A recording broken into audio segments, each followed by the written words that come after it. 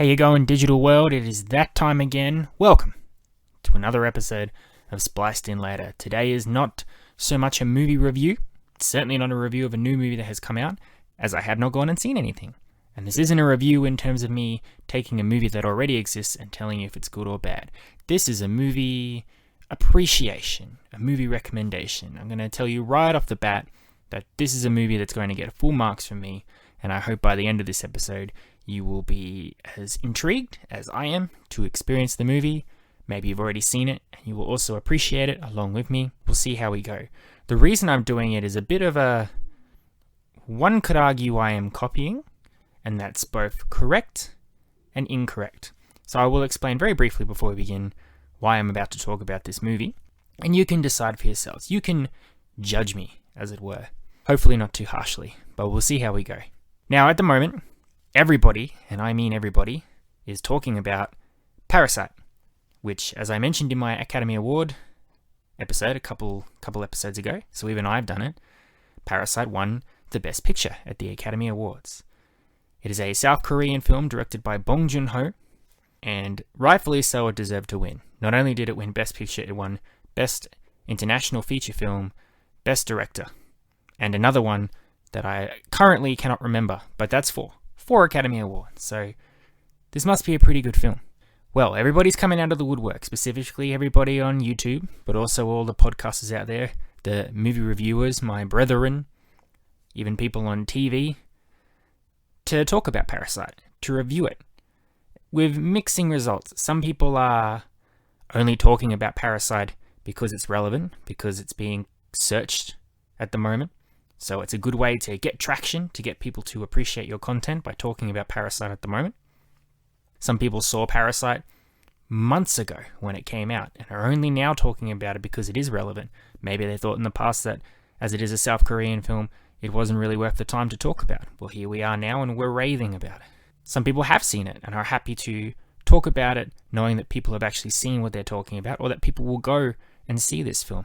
And some people are even watching the film just to hate it, because maybe you're a certain person out there who wanted Joker to win, and the fact that a film that wasn't from the United States didn't win the Best Picture has got you feeling a tad upset. And you want to let people know how much Parasite didn't deserve to win, even if you've never actually seen it. Perhaps you're even pretending to see Parasite just so you can have something to talk about with people. There are a whole bunch of reasons why Parasite is currently trending at the moment. Now, I have seen Parasite. I saw it about maybe a week before the Academy Award presentation. Very luckily, a friend of mine just invited me along to go see it, and knowing it was one of the options, I did go and see it. But I already expected it to be good because I'm familiar with the director, Bong Joon-ho. Incredible director, great guy. I don't know if you've seen videos of him accepting his Academy Award or having a few drinks after his acceptance, or just generally being a pretty chill dude. He seems awesome. I would love to hang out with him, if at all possible. People afterwards have asked me about Parasite, because I did love Parasite, asked me to describe it to them, and normally I do. I give them a very bare example. Bong Joon-ho has said that the best way to go into this film is a completely blank slate, though. So if you know nothing about the film, you're going to get the best experience for it, which is probably another reason why I'm not going to review the film on this podcast. Because to review it without talking about it, what's in it, is very hard. All I can really say, it is great acting, great director, great story, great lighting, great twists, the whole thing. Worth seeing, 10 out of 10. But I've described it to a few people, and I've encountered the issue that I have with a lot of films, specifically as well for like 3 Idiots that I discussed quite a few episodes ago actually. Also, Seven Samurai, City of God. You kind of lose people with the concept of a foreign film because of subtitles, which I'm not too upset about. I understand it is hard to appreciate a film knowing you've got to be looking down, reading the subtitles, and then looking up and taking in the action and trying to multitask between the two, which means it's not a film that you can just put on in the background and just watch while you're doing something else. You have to commit to it. You have to have the eyesight to be able to read all the words. You have to be able to link the words with the emotion of the actors that are portraying them. Some people do like to get those copies where the actors are dubbed in an English voice. However, I do think that detracts from the engagement of the movie, because you lose a lot of the emotion if someone is talking over someone else. Hard to say. I haven't seen too many of them. If you agree or disagree, let me know. But I really want people to appreciate that this is a good film and that Bong Joon-ho is a fantastic director. So I thought, rather than just say Parasite's great, deal with the subtitles, move on, I decided that I would go back a bit and I would talk about another film that he's directed, which is in fact English. It was not an English production, but it is English speaking, so it is easily accessible. Wasn't a huge hit when it came out, but it is very good, and it is a perfect example of his direction and style and types of stories he likes to tell. It's involving actors that people would be familiar with, and it's definitely a fun time for all people. And at the same time, talking about Bong Joon-ho and Parasite in this film also keeps me relevant, so I can stay in the attention of everybody out there looking this up, while also doing a little bit of a twist. So, not going to talk about Parasite, having just talked about Parasite for the last few minutes, but instead, we're going to talk about a little film that I did mention a couple episodes ago called Snowpiercer. Snowpiercer is an incredible film for the directing and the acting.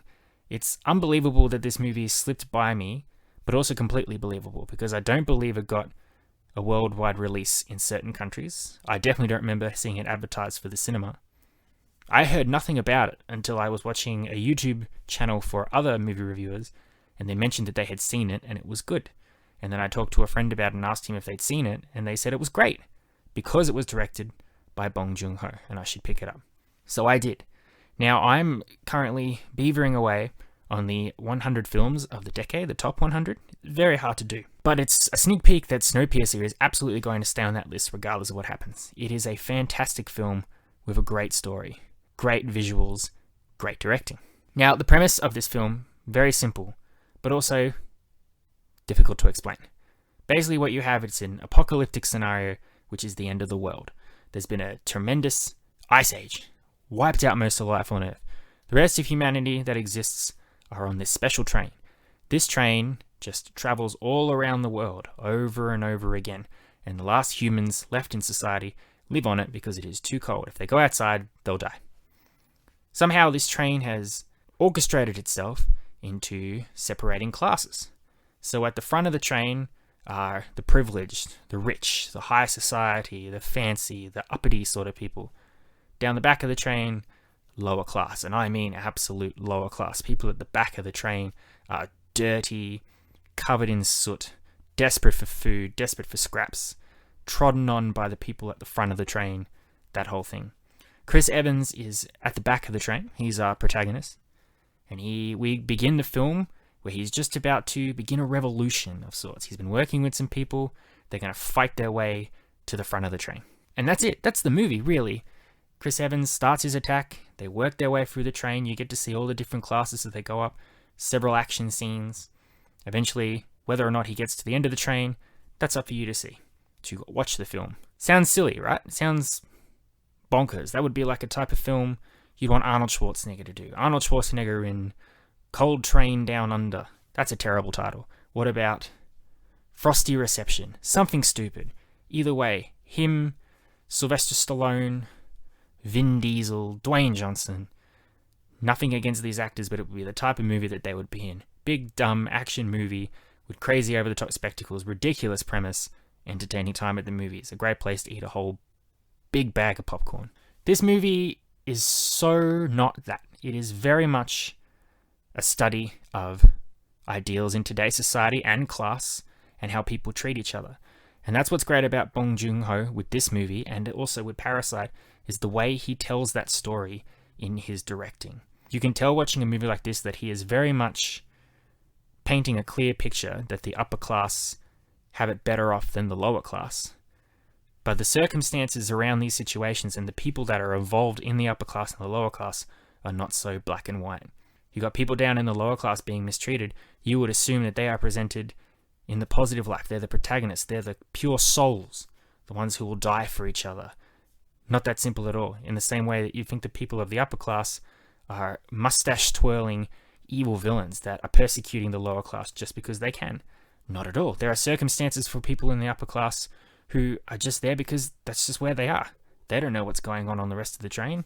They're not really doing anything to impact anyone, and they get caught up in this very violent revolution. And that's what really comes into Parasite as well. That's what I think Bong Joon-ho really does with his directing. He's trying to show you that this issue with class is current in all forms. However you approach it, you cannot keep your nose clean. You're going to have to compromise certain values if you're going to get what you want. If you want food, you have to fight for it. Sometimes you have to break your own personal rules. That doesn't mean you're a bad person. There's a cool thing about Chris Evans' character, which I will not spoil for you, but there's some background history that you learn about 2/3 into the movie, which is hard to describe. It certainly changed your view of his character. You don't hate him anymore. You don't love him anymore. You understand his dilemma, the things that he's gone through, and it's up to you to decide whether he's redeemable, if he's still your hero, if there's more to him than that. Who can say? The directing for the big action scenes is great. The action's not completely non-stop from start to finish. We have our action set piece, then we have a moment to breathe, then we have another action set piece. But they're so different from each other because of the vibrant directing that Bong Joon-ho gives us in this movie. As we go through each class, through the train going up and up, the different classes have very different lifestyles, very different ways that they interact with each other. The art, the style, the hipsterness of some of these places, which means when there is engagement between these different classes and the contrast between them and the fighting, it's impressive to see. It's completely mind-boggling how he's made this train look in real life, because obviously I imagine there'd be a lot of CGI, but it doesn't look a lot like CGI. I wouldn't be surprised if a lot of these sets were hand-built. Absolutely impressive. Acting spot on. As I've said, Chris Evans is our hero, but this has a great cast of people. John Hurt, Octavia Spencer, Jamie Bell, Tilda Swinton, Ewan Bremner, all great, and they all play such different characters. No two characters are exactly alike in this film, and because with some of these actors, some are bigger than others, you would expect them to be in the film longer. There are unexpected deaths, absolutely for sure. People you would expect to be around for the whole film, killed immediately. People who you would expect to only have 1 or 2 scenes, stick around for the whole film. I don't know how to pronounce his name, but I do want to point out as well that the star of Parasite, Bong Joon-ho, I guess his favorite actor or his friend, or maybe he's just the best actor in South Korea because he is a tremendous actor. I've been thinking about it more and more, and I think he should have been nominated for Best Actor at the Academy Awards for Parasite. He's in here too, in his first English-speaking role, as a sidekick to Chris Evans. His character is very peculiar. I won't get into what motivates him because you need to watch the film to get that for yourself. What I love most about this film is it's so engaging and so interesting and really makes you think, and the performances are top-notch. The movie's about 2 hours. It's one of the few movies I popped into the DVD player, I turned it on, and nothing distracted me from that film. My phone went off, didn't check it. Didn't look down to see what the running time was, to see how far we were into the film. Didn't get up to go to the bathroom, didn't get up to get who knows how much food I eat when I watch movies.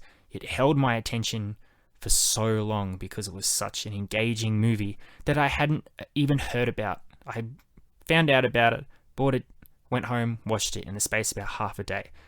To transform my opinion of a movie, of this director, in that short amount of time, phenomenal, absolutely incredible. Now the reason I'm talking about Snowpiercer is because it is in English, so you can watch this film and not have to worry about subtitles. You can experience Bong Joon-ho's direction, his way of telling stories, the themes he's addressing, as if you were going to see an Avengers movie. But if you do go and watch this film after I've told you that you should watch it, so I hope you do, after you've watched it and you love it, as I'm sure you will, have a think. If Bong Joon-ho can create such a great piece of film in a language that's not his native language, imagine what he can do when he's allowed his own devices of his own country and his own language. I mean, South Korean is his main language, so he can write English dialogue that's fantastic. Can you imagine what it's like if he's allowed to do South Korean? And when I say he's allowed to, of course he's allowed to. But if you allow yourself to experience that type of movie. So we will wrap it up. This isn't a very long one. This is just something that I really wanted to get out there because I can tell you right now that I am about to watch Snowpiercer again. As I've been thinking about making this episode, as I was thinking about Parasite, more and more I've decided that I really want to watch Snowpiercer again.